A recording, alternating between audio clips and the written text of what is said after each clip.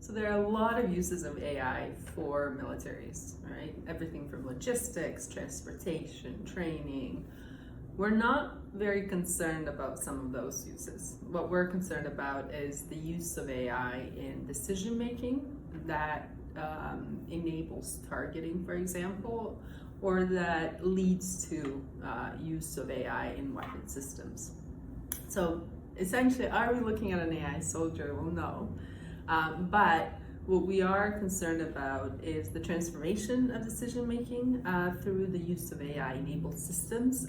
Decision support systems, for example, can guide a human analyst in making decisions that at some point I think we have to consider whether they're truly exercising a level of human control over these systems, or are the systems really ensuring a particular decision is made. Sometimes that's by design. Systems can nudge us to make decisions. Everyone knows this when you go on a website, and if you're accepting cookies, usually that box is in green. So you select the green box. Very few people go and go through the different cookies. All to say that there are multiple uses of AI for militaries. However, what we're concerned about is the use of AI, decision support systems, and AI target generation systems, essentially all applications of AI that impact the targeting cycle. So militaries value speed in decision making. They have a lot of data, and it can take human analysts some time to really go through that data. What AI offers is speed, and that can mean that they can make a decision much more quickly based on the data analysis done by an algorithm, for example. So it might take a human analyst or a team of human analysts, a few days to really go through the data, but an algorithm could probably do it in about 15 minutes. Now the question is, what is the quality of that decision making, right? What is it accurate? Is the system hallucinating perhaps? So there are concerns there, but crucially, AI offers speed, and that's both an advantage but also a concern for militaries. So countries that are leading sort of the regulation of military applications of artificial intelligence include the United States, for example. The United States really is at the forefront of both the application of the technology and also the regulatory discussions. However, the United States has generally tended to favor voluntary measures. A lot of it has been guided by the wish from the United States to really have the latest tools and technologies at their disposal. Countries that are really active in the international sphere for developing regulations that would prohibit certain applications of AI, for example, in weapon systems and specifically autonomous weapons, are smaller countries. Are countries like Austria. These countries have been really important to ensuring that we move the dialogue towards more regulation. However, there's generally a lack of political will to regulate these technologies because of the perceived advantage that they offer different militaries. Yes and no. I think having followed this file since 2015, it's been surprising to see AI tools being used by ordinary people so quickly.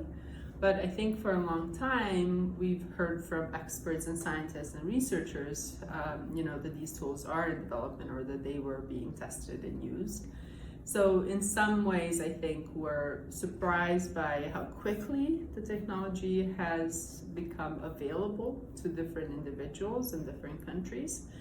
But in other ways, I think that's the feature of the technology. It's it's an equalizer in some ways, right? It allows a number of different actors, stakeholders to get access to technology that previously would not have been the norm, right? Previously, I think you would have needed a lot more resources to access certain technologies.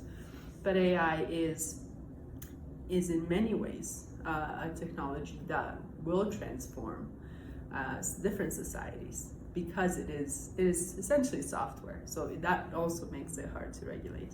It's crucial. I mean, the reason we want regulation of artificial intelligence for defense and security purposes, for these, high risk applications, safety critical applications, is so that we can benefit from the more beneficial uses of the technology.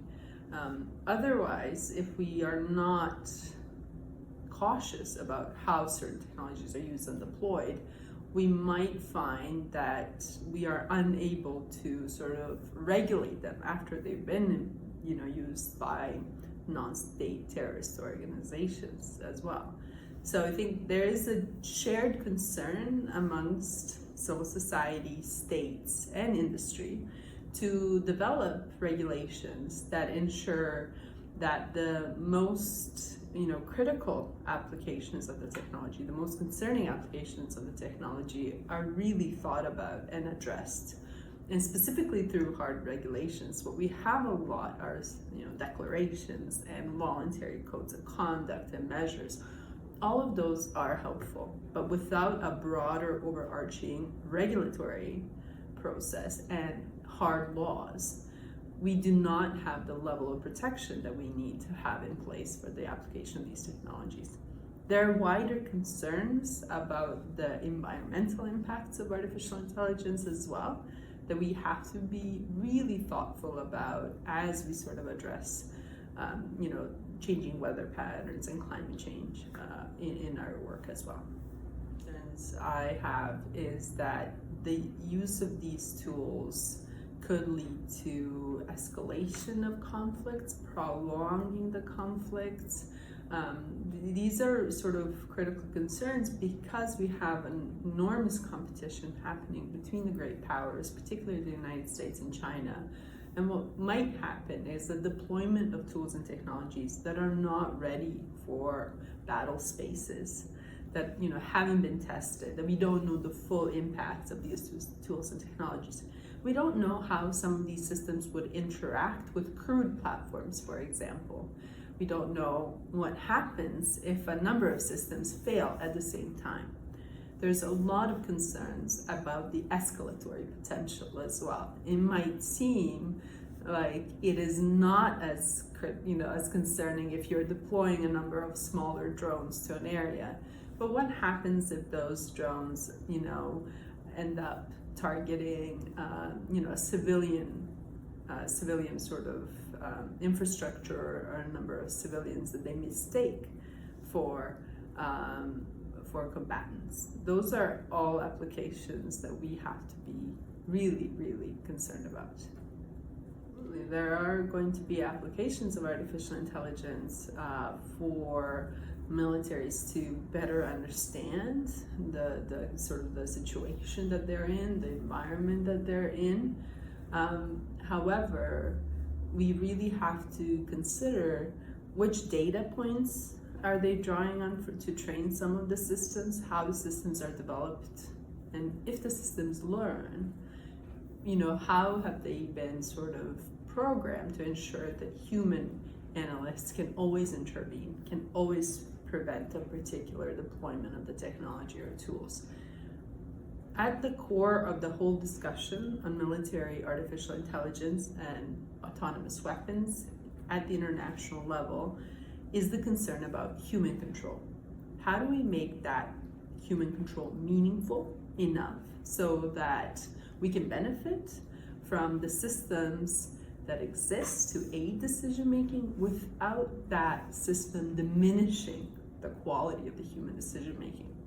If humans are making decisions every few seconds, that is not a sufficient level of human control. We have to be very clear about that. We have to be clear that the human decision makers need to, in particular applications such as targeting, for example, have to always be able to intervene, and that the decisions that they're making are both in time and space reflective of the environment that they are in.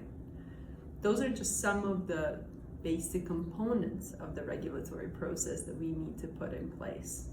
In the long term, we need a multi-level governance framework for the applications of artificial intelligence for military purposes, because it is so widespread, and because there are high-risk applications of the technology.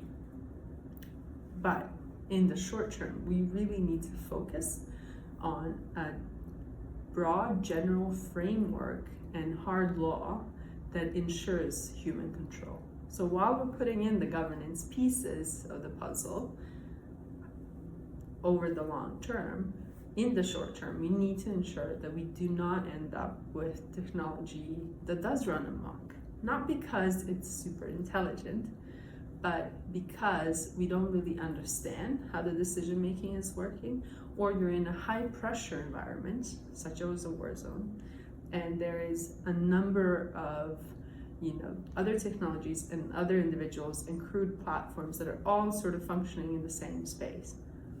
What is really needed are thoughtful and trained individuals who understand how to deploy and use certain tools and technologies, and critically, international regulations that prohibit certain applications of the technology.